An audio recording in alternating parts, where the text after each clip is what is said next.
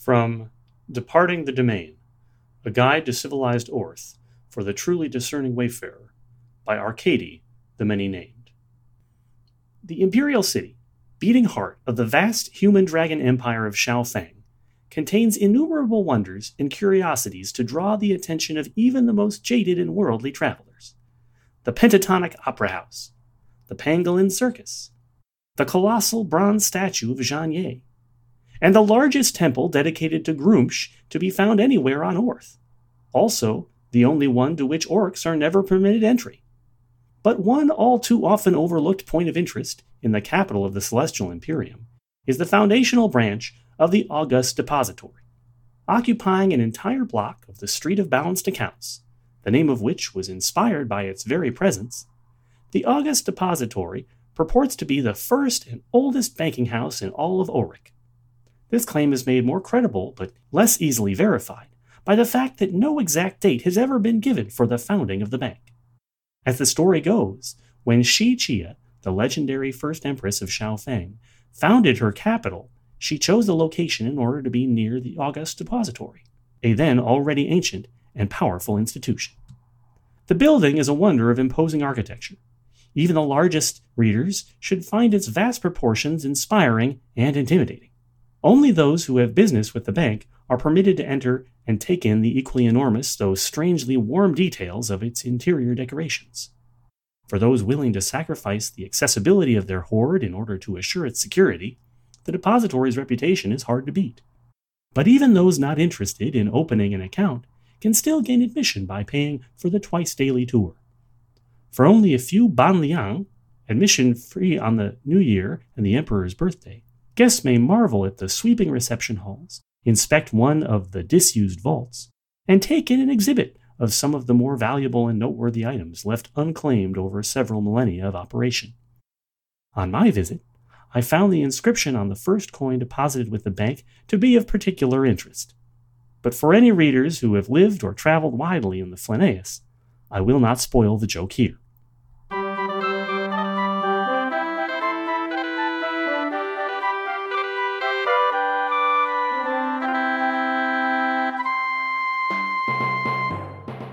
If you follow the ashen path out from Dead Man's Cross, you will find the House of Black Lanterns. There, if you're willing to wager that which you cannot imagine losing, you stand to win the very stuff of dreams. Of course, if the tables don't suit your interest, the house also offers some of the finest dining, entertainment, and lodging in all the Shadowfell, thanks to the efforts of its unparalleled, if eccentric, staff. Welcome to The Chimera, a role-playing adventure podcast. Our current game is the House of Black Lanterns, which takes place in the venerable campaign setting of Greyhawk, but kind of off to the side a bit, and which we play using Simple World by Avery Alder, a pared-down version of Apocalypse World built to allow players to easily create their own powered by the Apocalypse hacks. I'm Vin LeBate, and I'll be playing Lizzie, the bartender. Joining me this week are Jeffrey Bard as Pix the bellhop, Kacey Smith as Elodia, the entertainer, and Kelly Wiseman-Asbruth Jackson, the game master. Now, let's get started. As she's about to move away from his table, he says, "That's a very striking gown you're wearing." Oh, well, thank you very much. It seemed the right day for it. It almost looks like he winks. Not quite.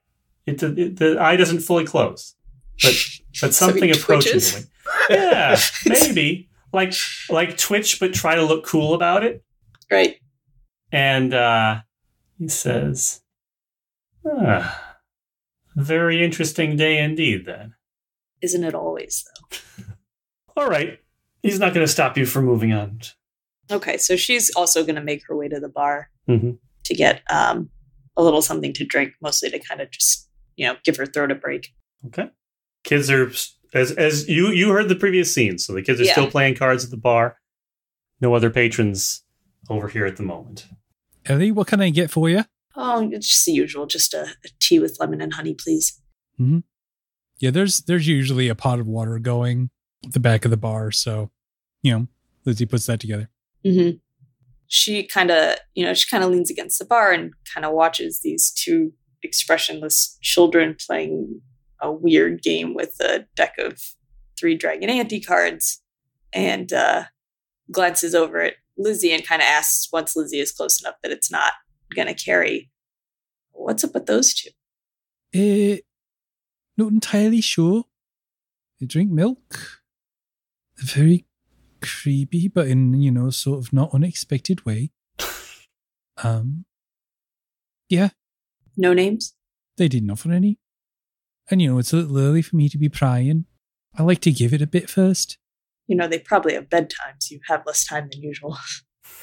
Yeah, but it's still early. She has a sip of tea and considers them. Well, at least there's lungfish tonight. I might not mention the lungfish. Again? Every time. Well, it's not exactly easy to get fresh fish out here where everything's already dead. Has to be dead before you can eat it anyway. Is that... It? I don't think that's how that works. I realize I haven't spent a lot of time in the kitchens. And I think I just realized why. It's possibly for the best. How's the afternoon crowd? Oh, pretty dead. Wow. That was beautiful.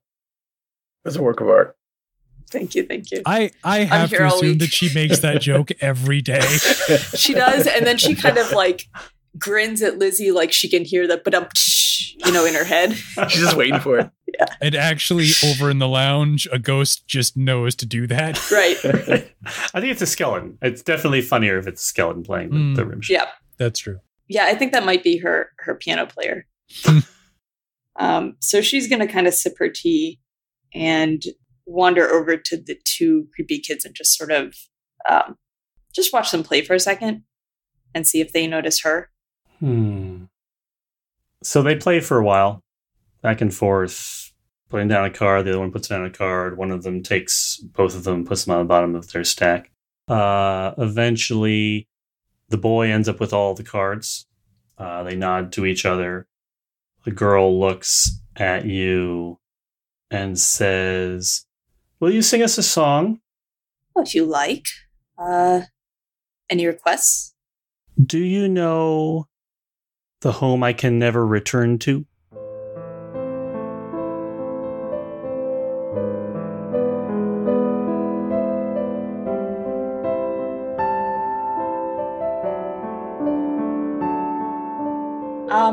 I kind of want to say that if someone asks her for a song, she pretty much always knows it.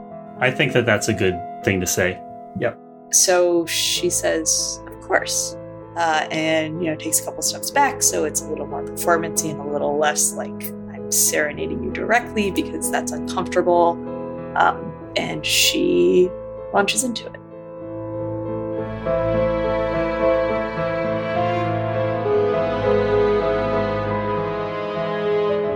The song is quite mournful and melancholy. It's in Sul. Mm-hmm. And it is about the beauty and glory of the Sul Imperium and how the singer, the author, the person who is the focus of the song can never go back because their home is just ash and dust now.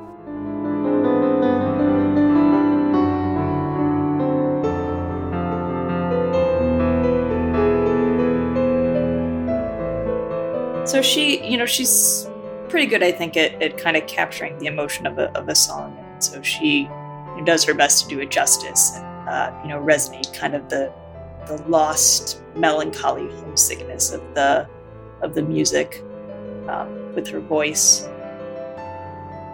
And kind of lets the last note linger and fade. And kind of offers like a small curtsy at the end. The children have turned all of their attention on her while she has been performing. They set their each set down their stack of cards on the bar, so they're just looking at her. They're not holding the cards. They're not doing anything with the cards. And when it's done, they're each crying and they clap. Good. I want to cut to inside the kitchens where Pix has been. Kitchens are deep. Mm-hmm. There's a lot of different layers. There's a lot of stuff going back there. There's various ghost sous chefs and stuff. But it's been sort of hard for Pix to track down Cadwin. Cadwin is not a ghost, but eventually he does stumble upon her.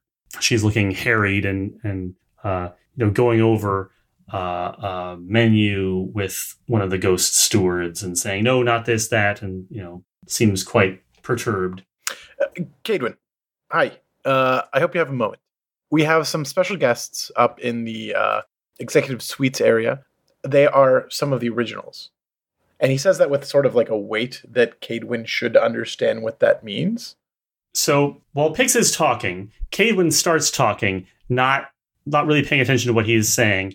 Something like, "Pix, I've talked to you about coming into my kitchen before. You're basically a health code violation as you are." And she's about to throw him out when he says originals. And then she looks at him and stops a little bit. I mean, she has this sort of frenzied, unhappy energy, and things sort of refocus for the first time. Are you sure? I am more sure about this than just about anything, including the last game I played with you. All right, so that's a strong maybe then. It's on the heavy side of the maybe, but keep on the lookout for an order. It's going to be a room order, almost certainly, from Wei Cheng or Ju Wang. And if you do, notify me immediately. I don't care where I am or who I am attending, but I want in on that call. All right, I just hope that they don't order the lungfish. They may want the lungfish, in which case we need to find some lungfish, but we'll cross that bridge when we get there. That's going to be a problem if they want the lungfish. She sort of turns and starts walking in a particular direction, like she intends for you to follow her. Okay. I do follow her. And I continue on, if we don't have lungfish, maybe we can, I don't see an easy way out of this, Cadwin. But again, let's not make assumptions. She reaches one of the ice chests and pulls the door open, and you can see inside of it that, well, first of all, you can feel inside of it. It's not cold, right? It's like it's supposed to be cold. It's not cold. There's in fact, a charred kind of general, like, this is like a refrigerator that's been set on fire on the inside, basically. Yeah. Like, all the stuff that was in there is just burnt. There are some, some detritus of burnt vegetables and some, like, maybe some burnt fish skeletons in there. And she says, "We had a localized ghost fire in the ice chest." Cadwin, I don't know what that means, but it doesn't look good. It doesn't make any sense, is what it means. It shouldn't be possible, is what it means. But all the lungfish is gone. Did that happen, I don't know, let's say 3 hours ago? Give or take. God damn it. It's going to be one of those nights, Cadwin. You mark my word. It's going to be one of those nights.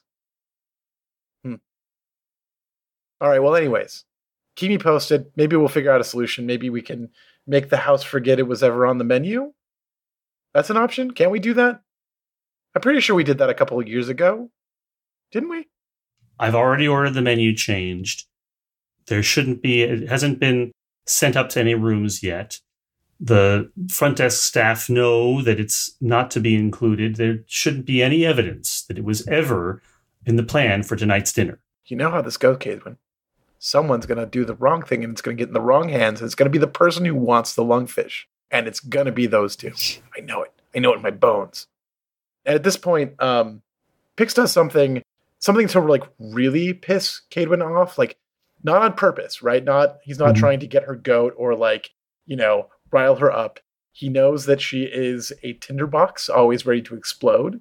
But for some reason, when he's around her, he cannot help himself. He either trips over something, or he tastes something he's not supposed to, or he runs into one of the one of the servers who's about to like put something out on the floor. He always manages to do something when he's back in this kitchen that results in broken dishes and Caedwyn yelling at him and chasing him out of the kitchen. So that's what happens at this point. All right, so he, I'm going to say he sort of turns to leave and bumps into the shin of one of the ghost stewards carrying a full tray of various foods, and they all crash onto the floor, and Caedwyn screams, "Pigs!" And I assume he bolts out of there. He bolts out there back to the bar area with like stuff flying behind him. And he kind of like hops. He dodges all of it. And then he kind of yells back, "Don't forget what we talked about, Caedwyn. They're mine." Has he got like a little bit of garnish on his cap? Definitely, possibly. And probably like some sauce on his shoulder. Yeah.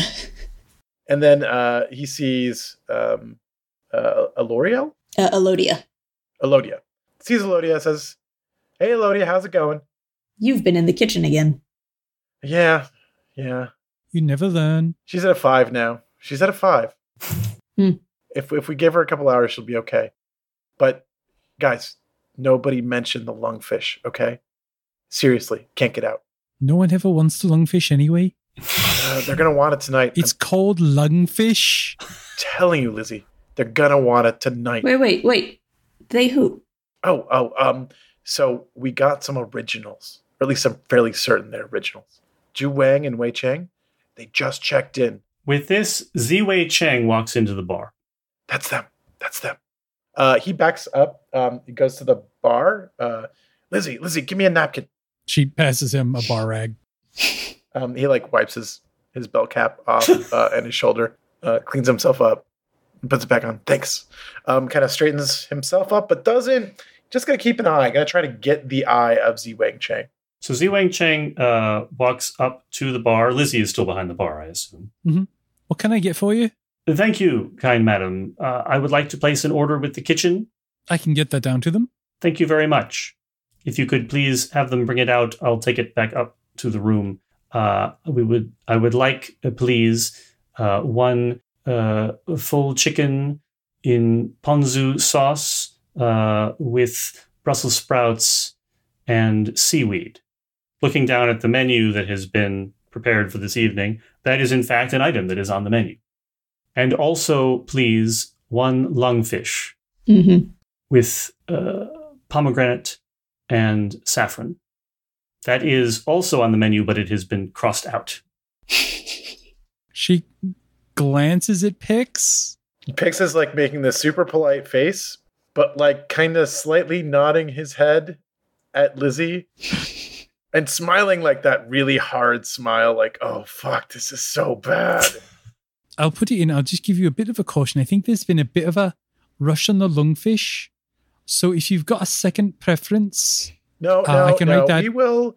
Hi, Ziwei Cheng. So good to see you so soon. No worries about the lungfish. We'll make sure that we get it to your room. So Ziwei Cheng looks at Pix and seems a little bit confused about who to address here. Says, "My master is Qian Zhuang, the chief agent of the August Depository. His order is for lungfish. Will you be able to complete that order or not?" Lizzie? Elodia is just sort of leaning against the bar, and she's been sort of sipping her tea mostly to hide the fact that she's been smirking. And she sets down her glass, and she looks over at Lizzie, and she says, "This is the House of Black Lanterns. There will be lungfish." Very good. I'll wait.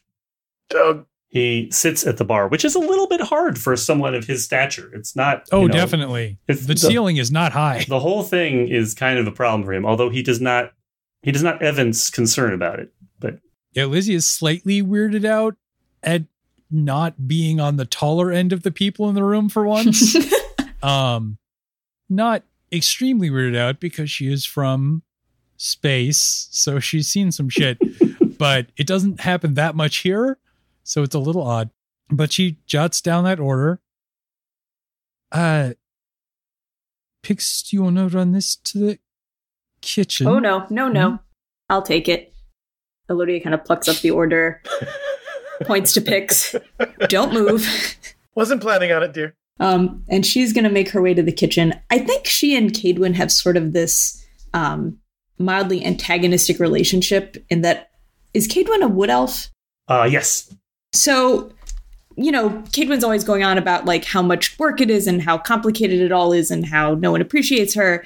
And Elodia, being an Eladrin, doesn't appreciate her and thinks this is all nonsense, whining crap, and just like get your friggin' work done. So every time that she comes into the kitchen or they have like a headbutt, like, it just makes everything a little bit worse, but it's still better than Pix going into the kitchen. So Elodia walks in and, past sort of the hustle and bustle and franticness of the kitchen as everyone's trying to completely reorganize the plan for dinner since there's no lungfish, and over to wherever Cadwin is, shouting orders to whoever she's shouting orders at, and holds up the order just so Cadwin can see it, but doesn't actually hand it over. And she asks, where did you get the lungfish from before whatever you did to completely ruin it? We took on fresh stores in the Lordship of the Isles before we came here. And now? And now I'm down one ice chest and all the lungfish that we had. So she goes over to take a peek at the ice chest. Burnt ruin that it is. Yeah, the fact that it's like completely charred from the inside out with some sad little skeletons. She says, I didn't even think a localized ghost fire in an ice chest was possible. You never cease to amaze me. What are the chances of getting any additional non-charred lungfish in the next, say, 45 minutes? Less than nil? I like those odds. See what you can do about the chicken. And she heads off back to the bar. I think it's going to be up to us, my friends. Us to do what? Well, to get the lungfish, obviously. Oh, I hate when you say that. Come on, this will be fun. It's always fun. Isn't it fun? Lizzie, you have fun. Yeah, but I also dispense the drinks. Those two things work a little better together than attempting to track down an obscure meat. Pix, where are we exactly today? I haven't actually been outside yet. And I actually have not seen too many new guests come in, so it's a little bit difficult to tell. I do put my finger to the window and take my best guess, which would be... that you're somewhere in the Celestial Imperium. Yes. Somewhere in the Celestial Imperium. All right. So I never heard of that. But do you hold on. She turns to Ziwei Chang. So you're Mr. Wei Chang. Is that how I've gathered it? Z Wang Chang. Pleasure to meet you. I'm Lizzie Fairweather. I tend the bar. Is there anything I can get you to drink while you wait? You have plum wine? Of course I do. Very good. She pulls down a bottle, starts to pour. So is lungfish a popular dish around here? Not at all. Hmm. I've never seen my master eat it or order it before, but he shrugs. I can't say about it myself. Although, of course, I'm not from around here. She finishes pouring, hands him the cup of plum wine while making eye contact with Pix. So the places and I guess like factions that Ziwei Chang mentioned, the August Depository, and sorry, you're gonna have to tell me the name of the location again. Celestial Imperium. The Celestial Imperium. What's generally known about those things, or what would our characters know about those things? The characters know about this. So, I mean, it might be kind of different for different characters. I'm not sure that Lizzie has any. Yeah, I have no context for this. Lizzie is kind of the context-free character in that sense. Yeah, I've never been to whatever the Greyhawk sphere is called, and I'm sure there's a name for it. It is literally called Gray Space. That I almost said that, and I was like, that has to be from just something so else. Quickly came off the tongue there. And I don't know. I think Pix is going to have more like plainer information, right? But Elodia, let's see, would know. So it's like I'm assuming that Elodia is from somewhere in the region of the Flinnaeus or adjacent areas. There are other places that elves could be from, but or that Eldrin could be from. But in terms of what she might know. Mm-hmm. So from that perspective, it's far away. It's profoundly foreign. It has a reputation of sort of strangeness, of like oppositeness, that in the Celestial Imperium, they drink hot drinks when it's hot outside and cold drinks when it's cold outside. Okay. That kind of thing, right? Mm-hmm.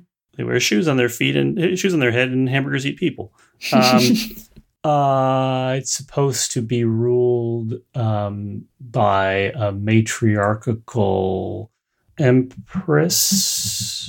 What other things? What about the fish? How's the fish? How's the fish? They fly in the sky, and the birds swim in the sea. Yeah.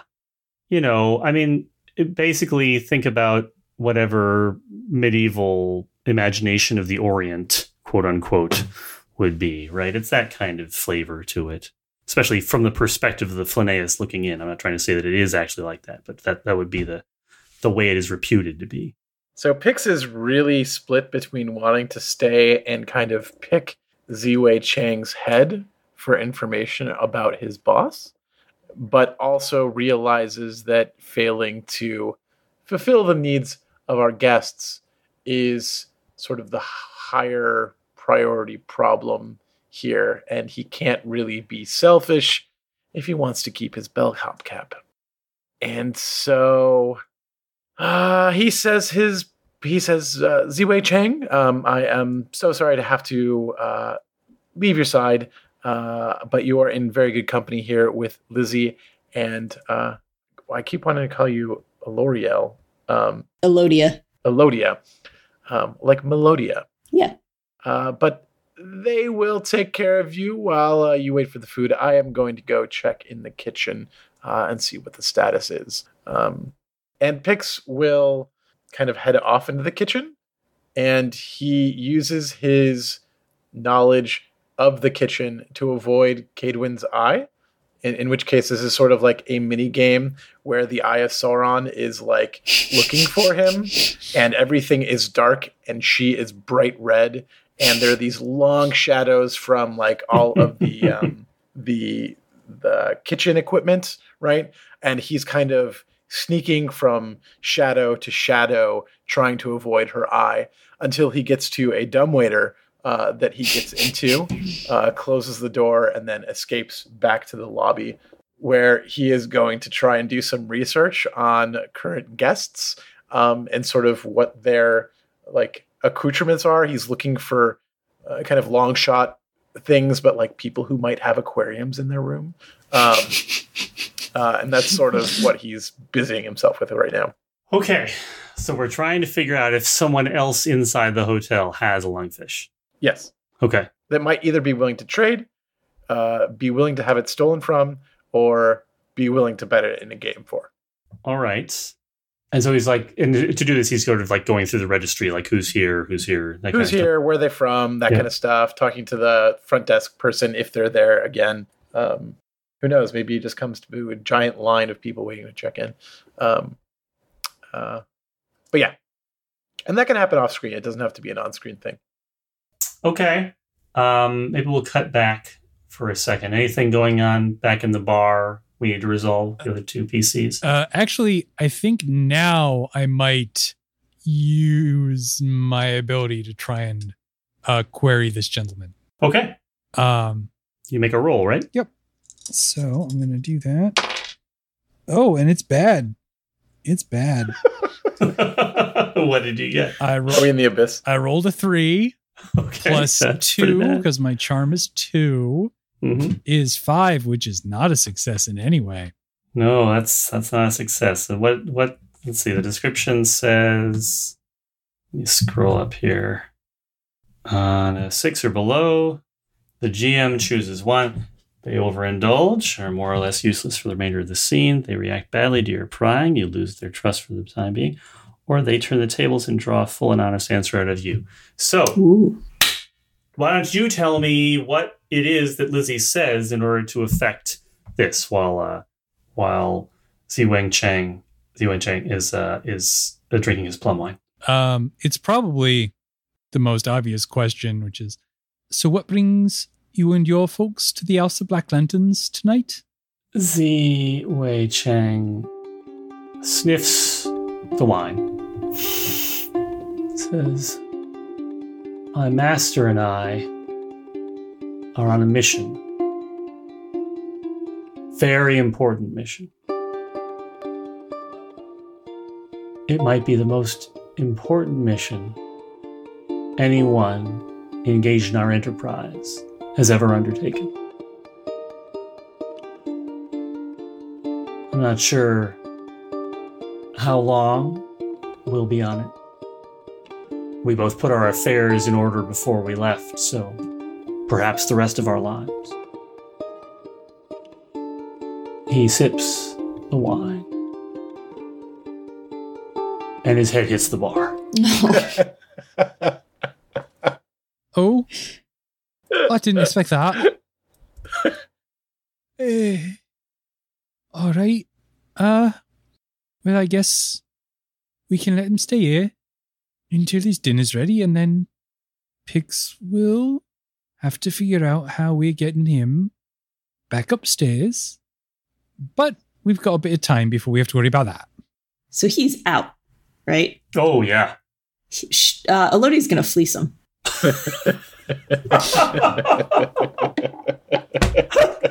I love this place. When she moves to do that, Lizzie moves towards the children to just engage them a little bit to make sure they're looking in the opposite direction.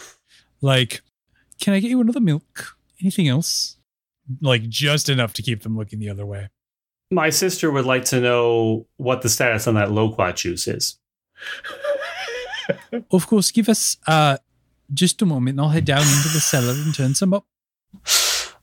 So when you say fleece him, Elodia, you mean you're like looking through his pockets? Yeah, I mean, she's going to give everything back, but she wants some information. Mm-hmm, mm-hmm.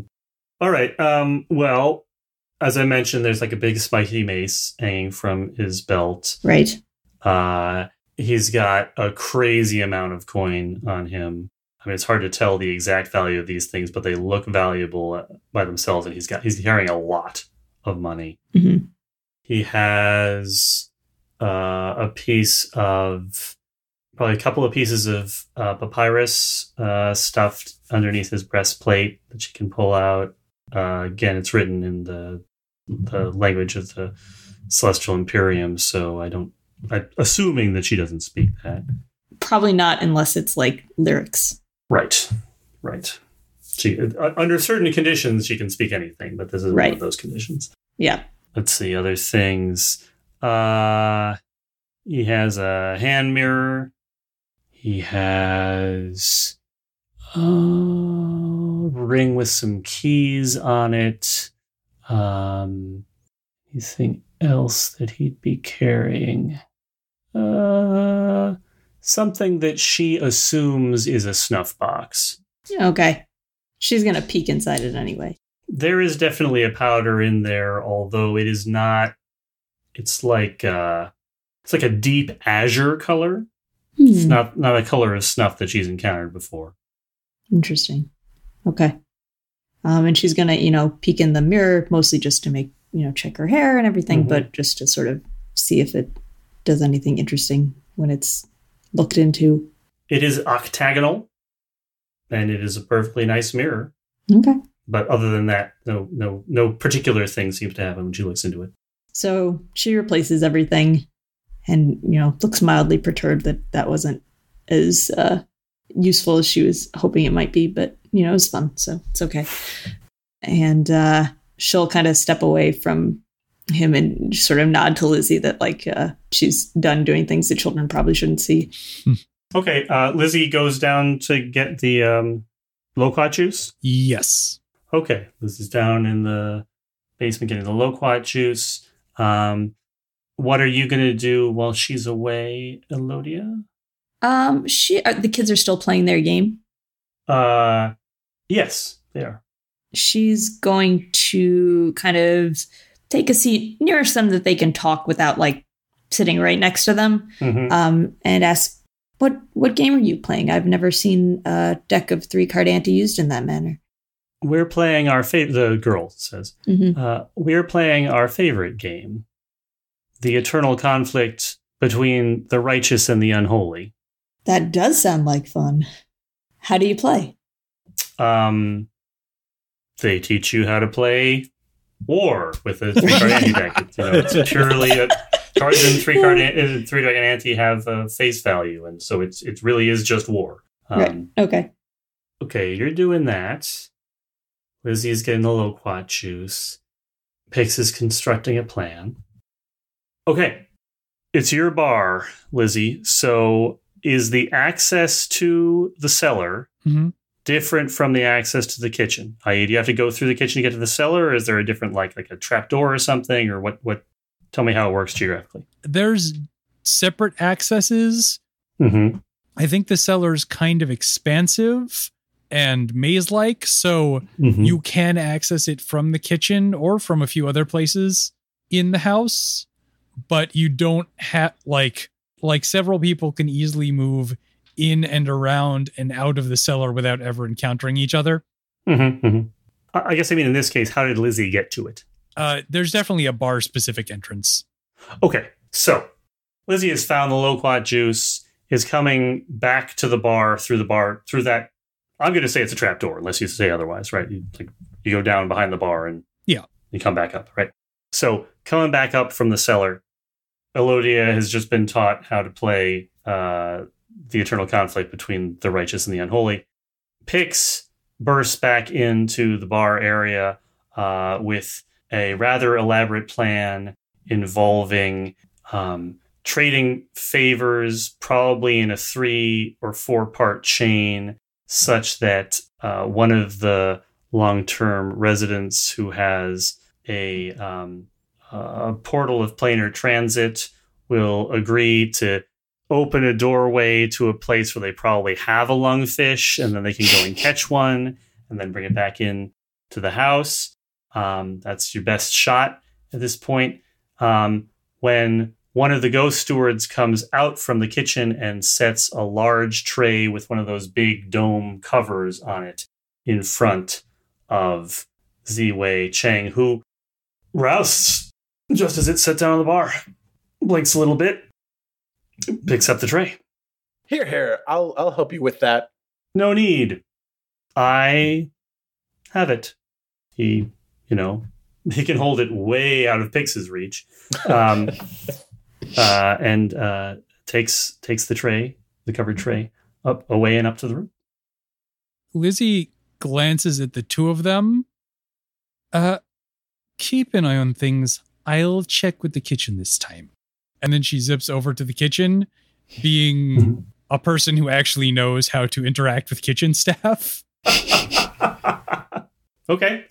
Dinner service is now in full swing. Things, in the lounge area, people are eating and there's all kinds of orders going up to rooms. So it's very busy in there now. Yeah. Lizzie is a large person, but she knows how to stay out of the way. She was raised in the galley of a ship.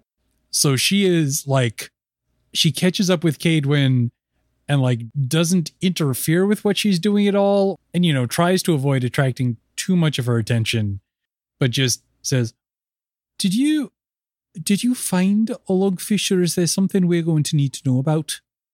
Don't worry about it. She continues doing what she's doing. All right, but I am worried about it. Cadwyn looks up from where she's supervising the knife work of one of the ghost chefs and says, I talked to the proprietor about it. It's fine. All right, now I'm not worried about it. Good work. Good luck. I'll see you in the bar after dinner. She goes back to haranguing as means of supervision. I head back upstairs, or back to the bar, which is probably on the same floor.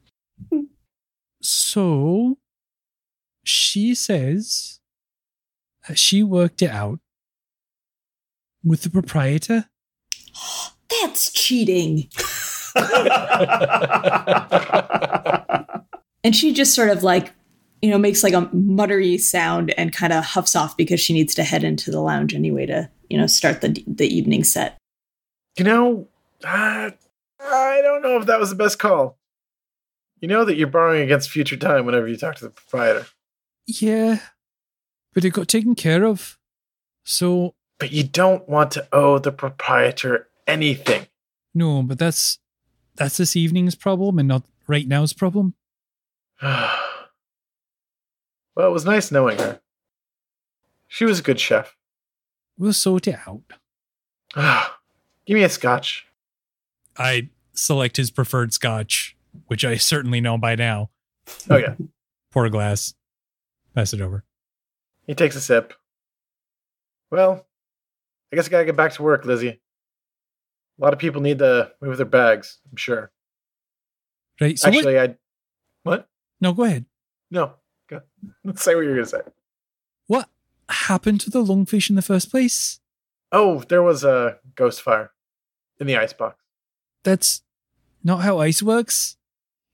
No, it's not. But it was around the same time that our new friends checked in. And you know what that means. Yeah, it means we have no idea what it means. It means we have a long week ahead of ourselves. But we do our job. We'll get it done. And we won't involve the proprietor. Will we, Lizzie? Well, I'm not going to talk to him. I'm not going to talk to him. That rat bastard. Lizzie, if I ever get in a situation where I say, let's go talk to the proprietor, do something terrible. Throw me off a cliff or something. Will do. Maybe drown me in one of your casks? That might work. I mean, no offense, but you're mostly dust. You just make mud. I don't have to deal with that. I'm not really sure how I do it anyways. But the point is, just stop me. Don't let me go down that road. It's a road you don't come back from. Right, well, suppose we best prepare for the evening rush. Good luck down here. I'll see you on my next break. And Pixel head on off to the lobby. He takes a long way around, though. Like, he goes into the lounge. Mm-hmm. Makes sure to catch part of Elogiel's set. And then... I said it wrong, didn't I? I think it just needs to be a thing that Pix can't get her name right either. You've seen a lot of entertainers come and go, Yeah. And then makes his way back to the lobby after that. All right. I think that's a good place to cut this. We're just gonna pull away for a second and do a little objective narrator cut.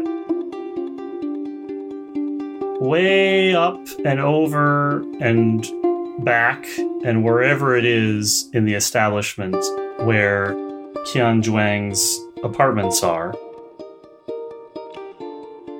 We see Ziwei Chang lift the cover on the platter,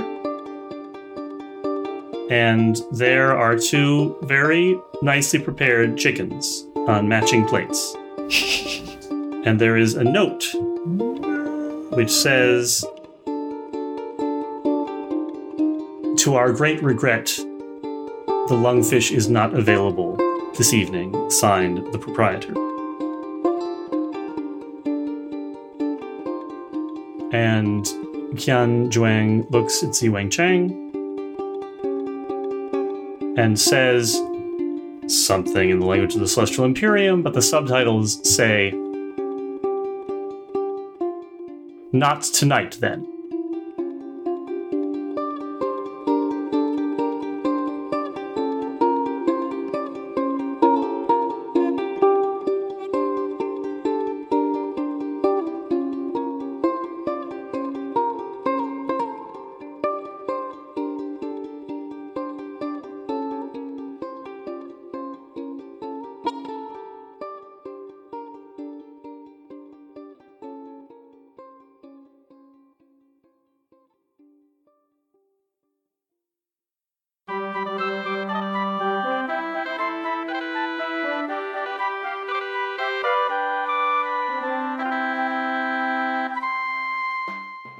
That's it this week for the Chimera.